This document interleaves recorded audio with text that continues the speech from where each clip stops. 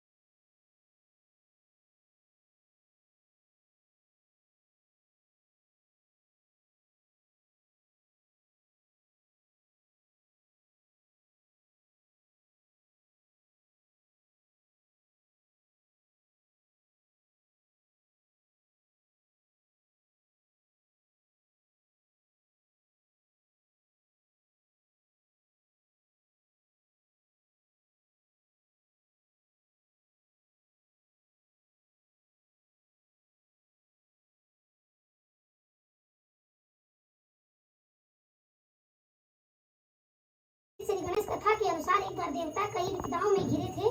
तब वे मदद मांगने भगवान शिव के पास आए। उस समय शिव के पास कार्तिकेय तथा गणेश जी बैठे थे। देवताओं की बात सुनकर शिव जी ने कार्तिकेय व गणेश जी से पूछा कि तुम में से कौन देवताओं के कष्टों का निवारण कर सकता है। तब कार्तिकेय व गणेश जी दोनों ने स्वयं को ही इस कार्य के लिए सक्षम बताया।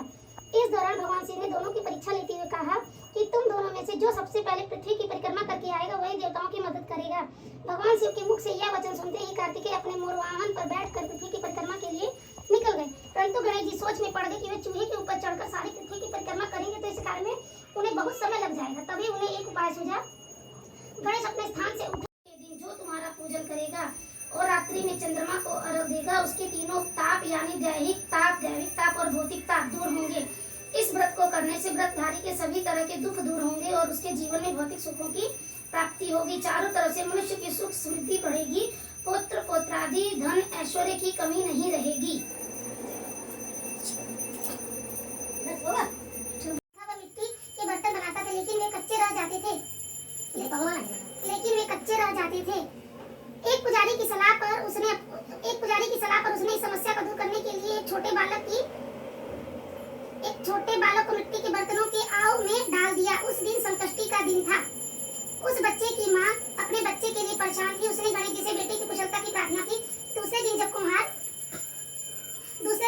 ने सुबह उठकर देखा तो आव में उसके बर्तन तो पक गए थे लेकिन बच्चे का बाल भी बांका नहीं हुआ था। वह डर गया और राजा के दरबार में जाकर सारी घटना बताई। उसके बाद राजा ने उस बच्चे को और उसकी माँ को बुलाया तो माँ ने कहा कि उसने सब विघ्न दूर करने वाली संकष्टी चतुर्थी का वर्णन किया। इस घटना के बाद से महिला संतान और परिवार के सौभाग्य के लिए संकट चौथ व्रत करने लगी।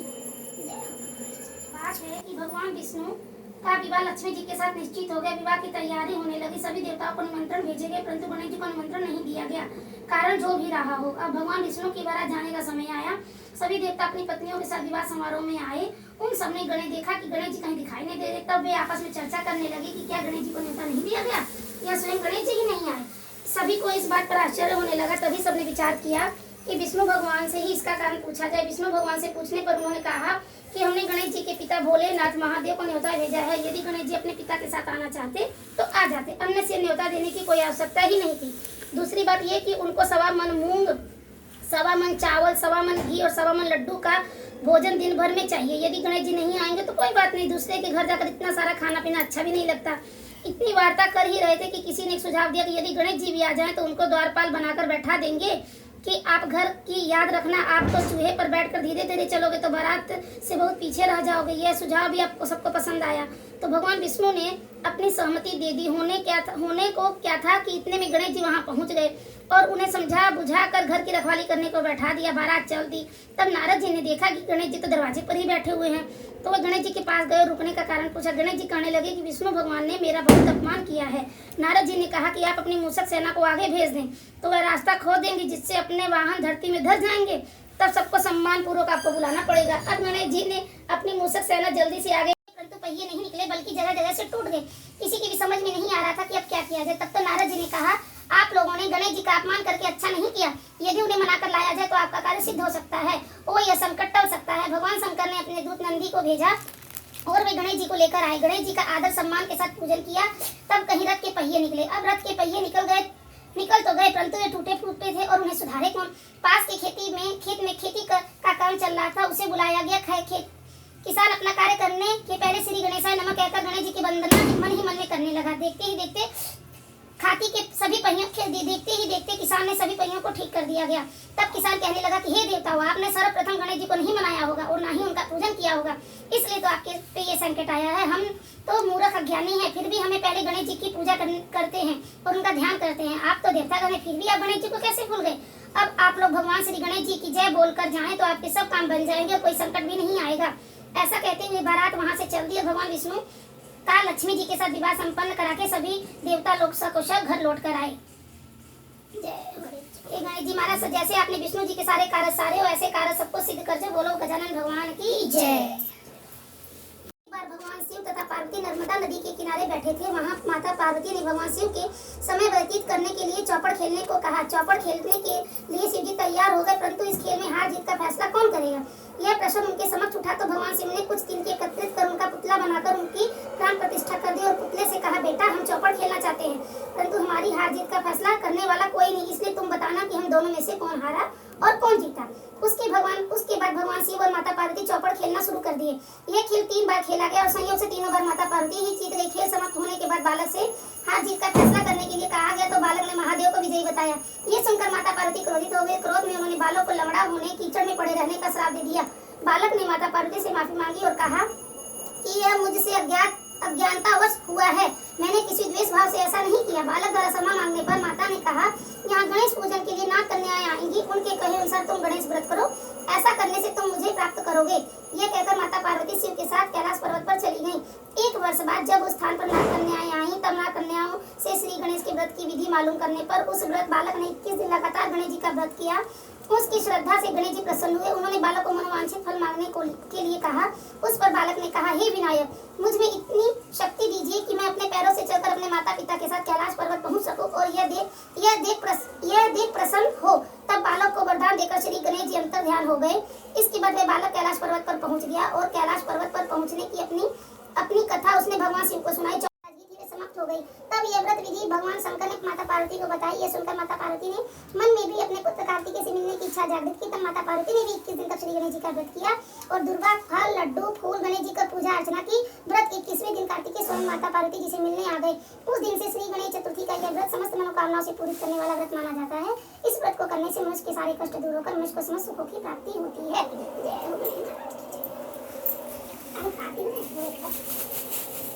गणपति बप्पा आलू उबाल दे दी बेटी। इधर देखिए दोनों लोग।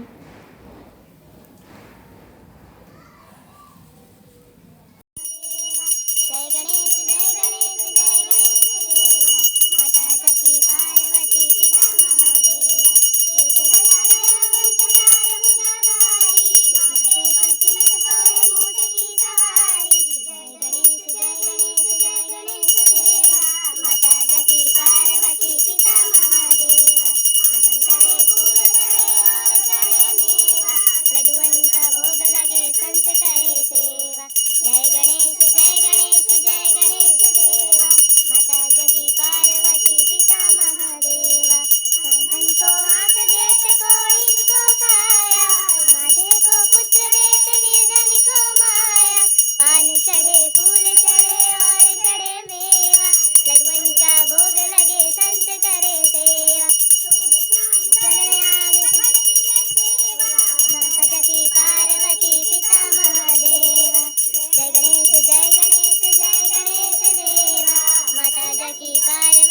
पिता महादेव याद रखो तनु सकलधारी कामना को पूर्ण करो जग बलिहारी जय गणेश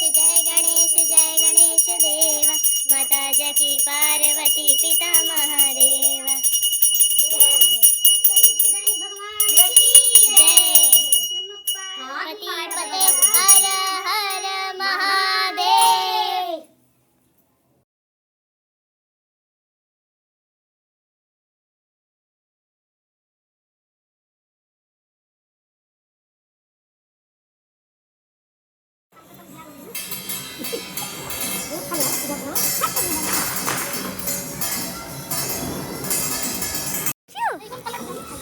ले लाल में छत ले लिया ना।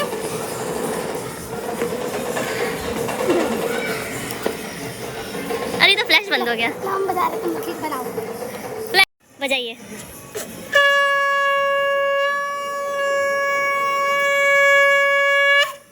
नमः पार्वती पते हर हर महादेव। कैसा हेयर बैंड लगा लिए हो? बाल सेट कर रहे हैं परसों के लिए।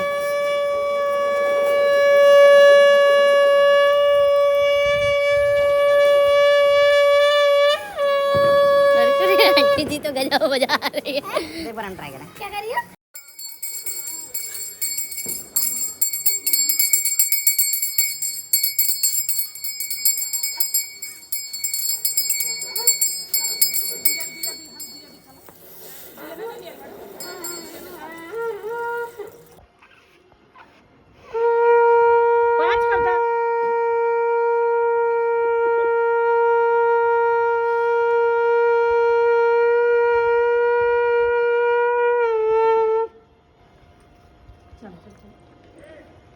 तो केला दे दें। श्री गणेशाय नमः। केला भी खा लीजिएगा बाबा। सब आपके लिए है गुरु। आप ही का दिया गया प्रभु। आप ही से दिन आप ही से रात। जय हो भोलेनाथ। जय श्री राम। सवेरे सवेरे आई हैं हनुमान जी का सहना। हम्म। मम्मी पूजा हो गया, अब क्या करना है? रोटी बनाना है। इनका नहीं दिक्कत तो देख ही नहीं।